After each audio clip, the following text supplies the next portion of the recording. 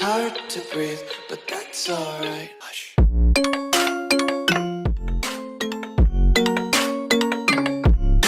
Hello everyone and welcome to this new series playing as Daenerys Targaryen, hoping to gain the Iron Throne. So let's get right into it. So we are the Mother of Dragons, Salvation, the prophetic red comet has led you to Qarth.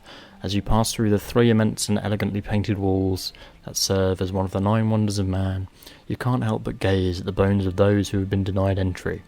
Sheltered by Xaro Zohan Daxos, you quickly discover the politics of Qarth to be a danger. By burning the Lazarian witch, I have laid claim to my birthright of fire and blood. The usurper is dead. Westeros is shattered and you long for home.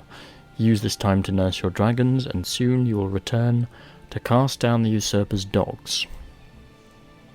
So we are the rightful queen. We gain 500 prestige, adds our crown, and we become a vassal of Qarth. So, let's go to us.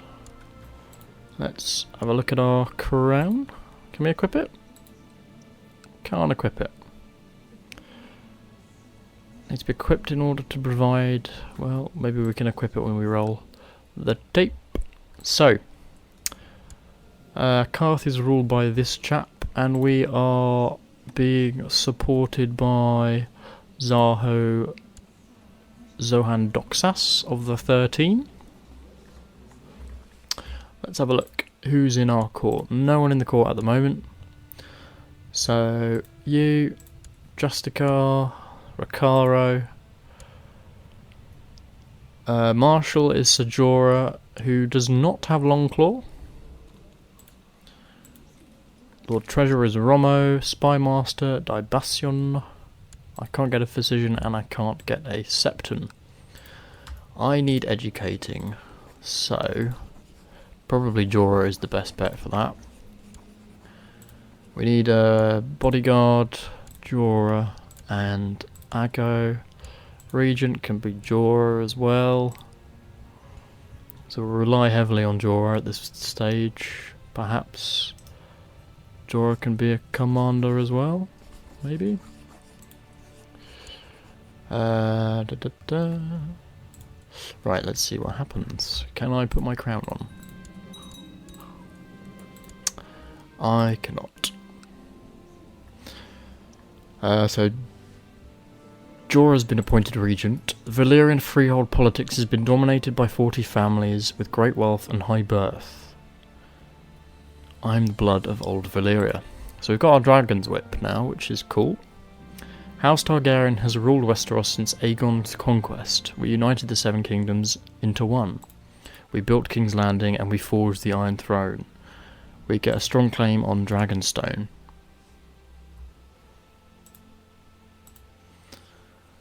And in terms of what we can do, income coming in is not the best. Do we actually have any titles then? No. We just become purely a part of Qarth. Which is fine. Another bodyguard can be appointed. Jogo. A chief architect. Ooh, that's cool. So you have decided to institute minimal feudal taxes. Sure, that's fine.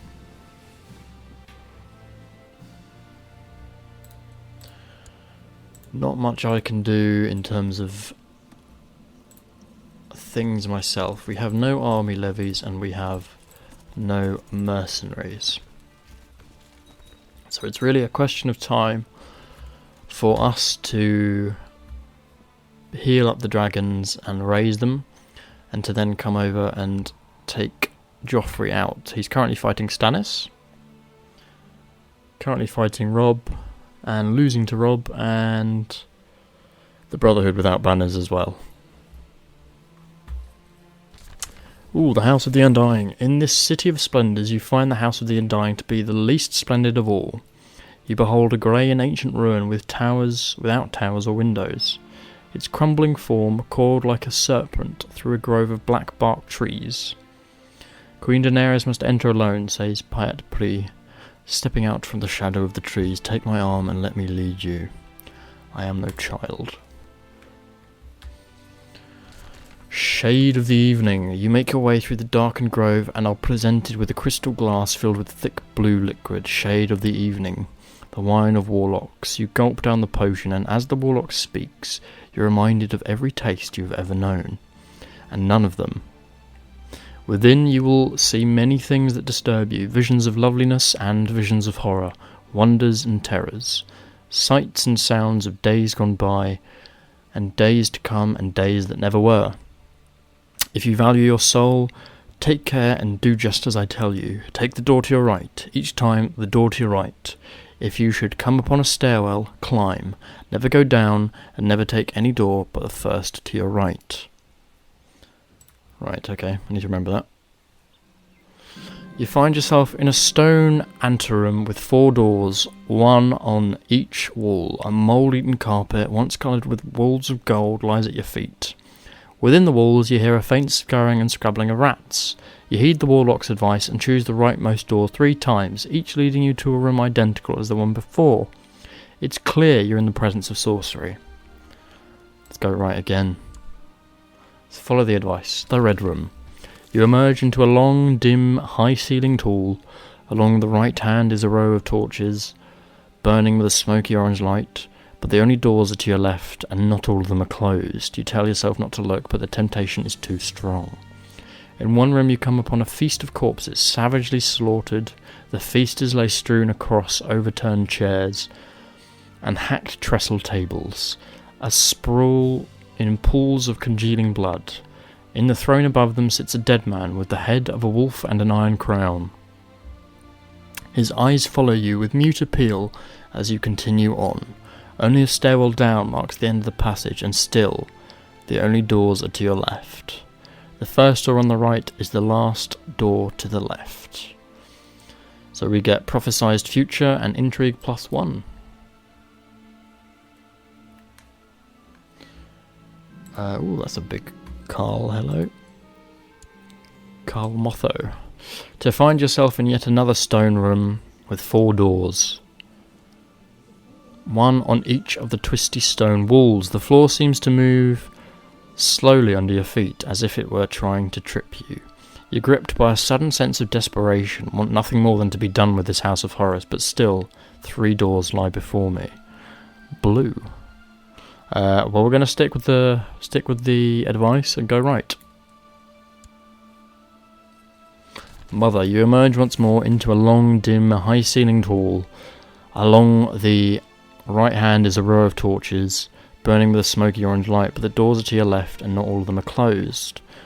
One reveals 10,000 slaves lifting blood-stained hands before you as you race by on your silver, riding like the wind.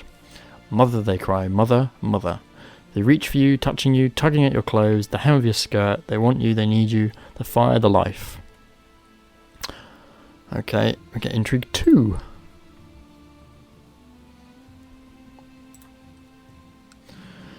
Your sense of foreboding grows as the scurrying sounds within the walls seem to get louder. One more gutters out and the darkness creeps a little further down the hall towards you. As you listen, you seem to hear something else shuffling inside, slowly along the faded carpet. Well, we're going to keep going right. The Red Sword. You emerge once more into a long, dim, high-ceilinged hall. The scene behind the door reveals a corpse standing at the prow of a ship, eyes bright in his dead face, grey lips smiling sadly. A red sword is raised in the hand of a blue-eyed king who casts no shadow. A blue flower grows from a chink in a wall of ice and fills the air with sweetness. I'm presuming this should be Stannis. Intrigue +3.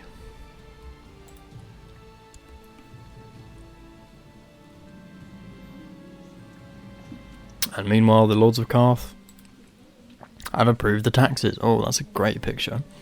You enter a stairwell, beginning to climb. Before long, your legs are aching. Strangely, you recall that the House of the Undying Ones seem to have no towers. To your right, a set of wooden doors are thrown open. The black and white patterns swirl and intertwine into strange designs. Very beautiful, yet somehow frightening. The dragon must not be afraid.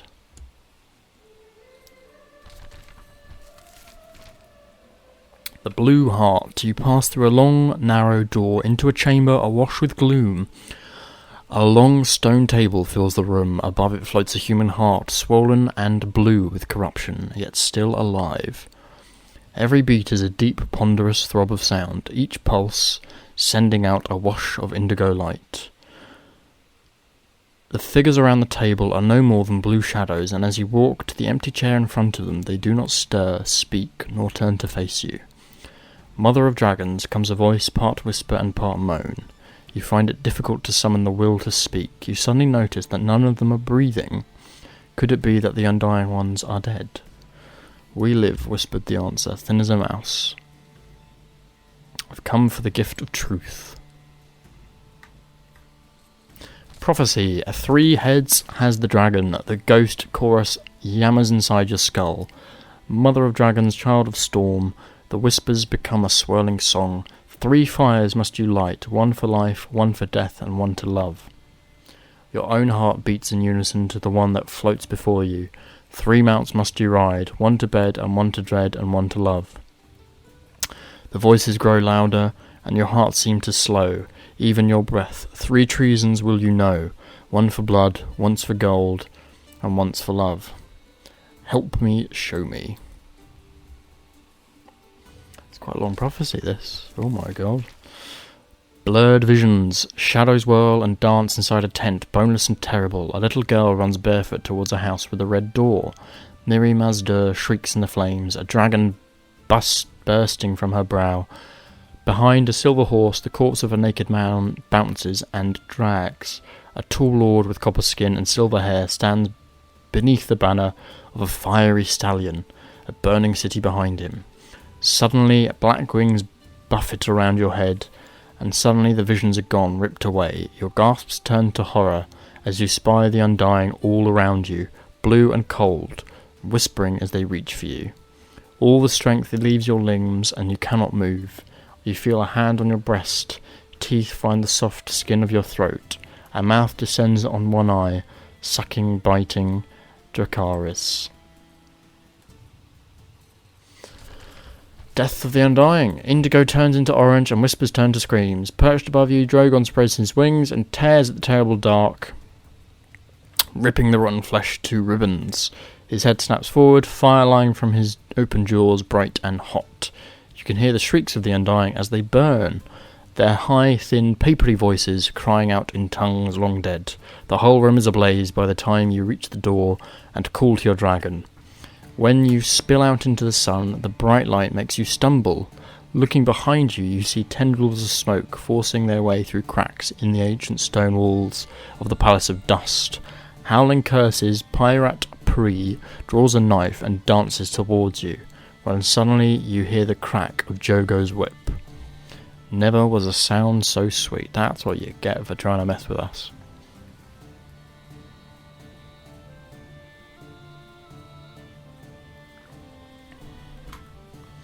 Do we get to become Queen of Meereen?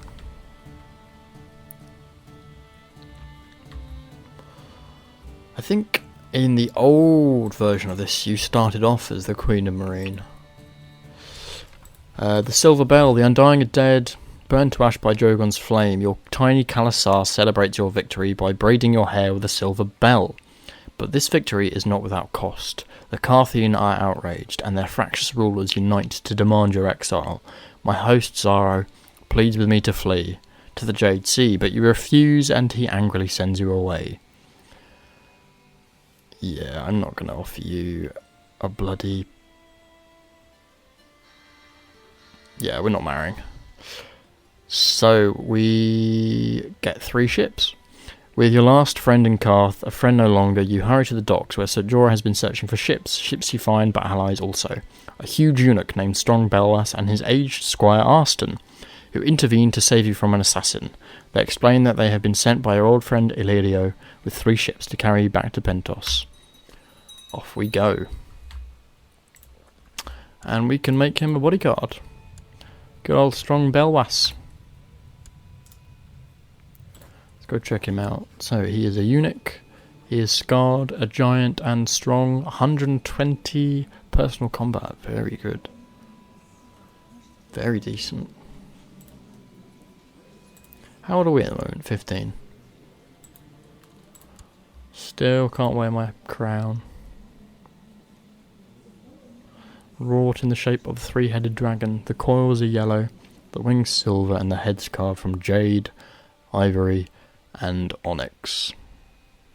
Oh, we need to be a monarch to wear it. Okay. Fair enough.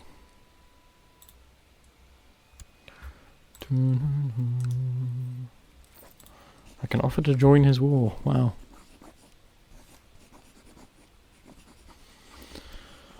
So the Dothraki at the moment, not much going on for them. Lots of smaller Khalasars.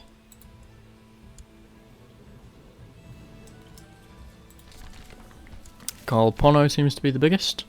Slaver's Bay, 3 ships speed you to Pentos and promises of aid, but your experiences in Qarth have soured you to accepting charity. You'll not be a beggar queen. Dragons do not beg. You will take what is yours with fire and blood, but first you need an army. As you consider your options in your cabin, Jorah approaches you and, confessing love, attempts a kiss. Much as you care for him, you do not desire him and spurn his clumsy advances.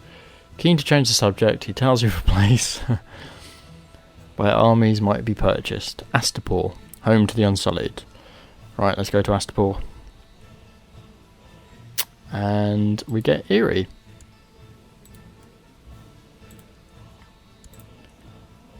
I'm not going to marry anyone off if I can help it. We want to keep the party together.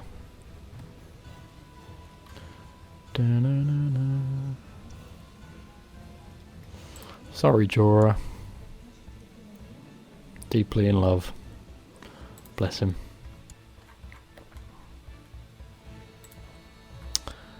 He's only got an 85 combat skill.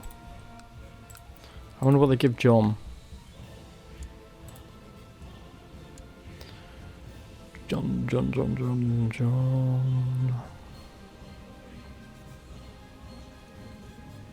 Oh, he's there.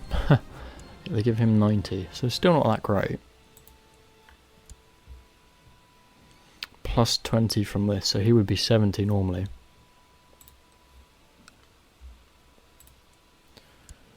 And we've got Grolio, who's not that keen on me. Harpy's bargain. The good Meisters of Astapor are rude, arrogant, and cruel beyond measure, but their Unsullied are as formidable as the story of their training is heartbreaking. Particularly troubling is the tale of how they prove they can kill, for every soldier represents a murdered child. You begin to question using such men to reclaim your throne. Unsullied are also very expensive, haggling through a pretty young interpreter to hide your knowledge of the Giscari tongue. You finally propose a trade that shocks your advisor, every Unsullied they have in exchange for a dragon.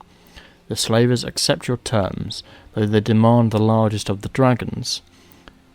In turn, you ask for the interpreter as a gift, and they lazily wave assent.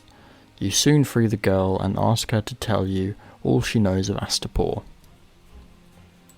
Yay, Miss Andy. Can I make her... No, she's too young. Okay.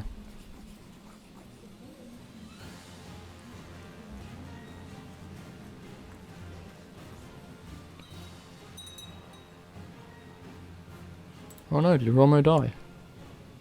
No.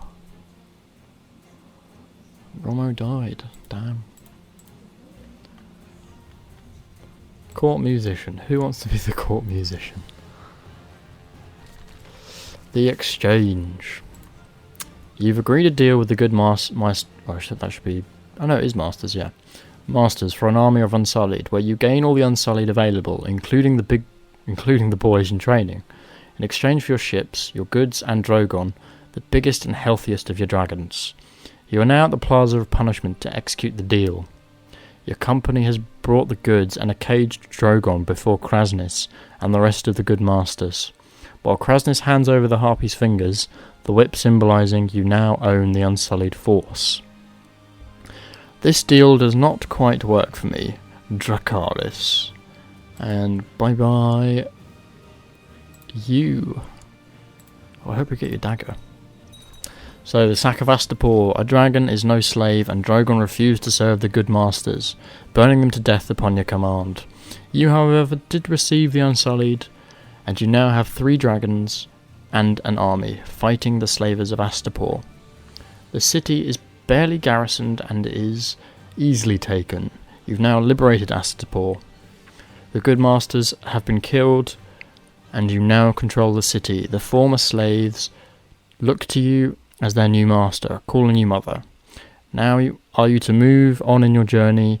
Before you can take your leave from Astapor, you must leave someone to govern the city.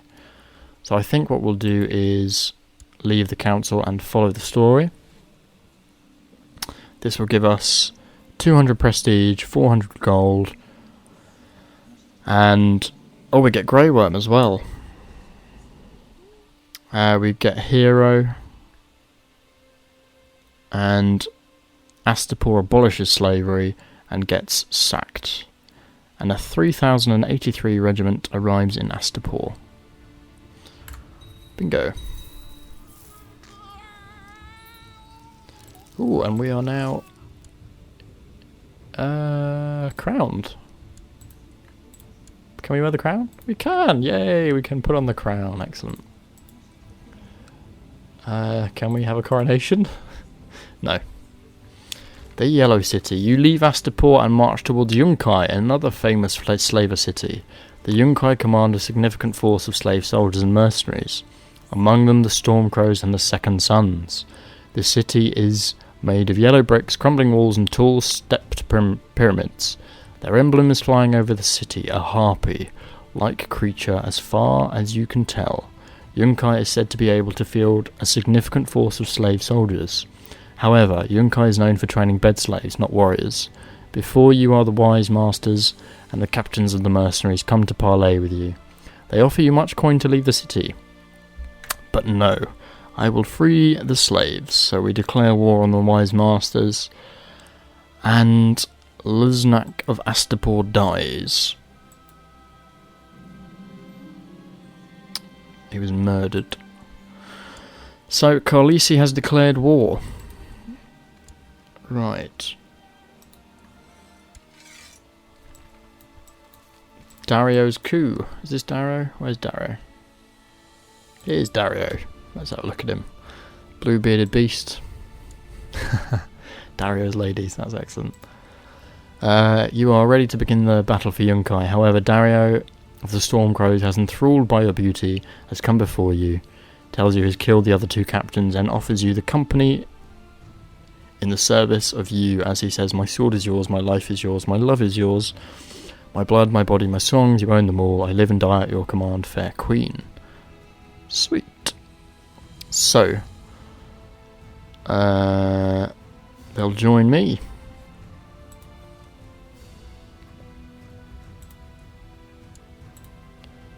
Does that mean we can make another one? Oh, we should make Grey Worm a bodyguard, definitely. And also, he should be a commander.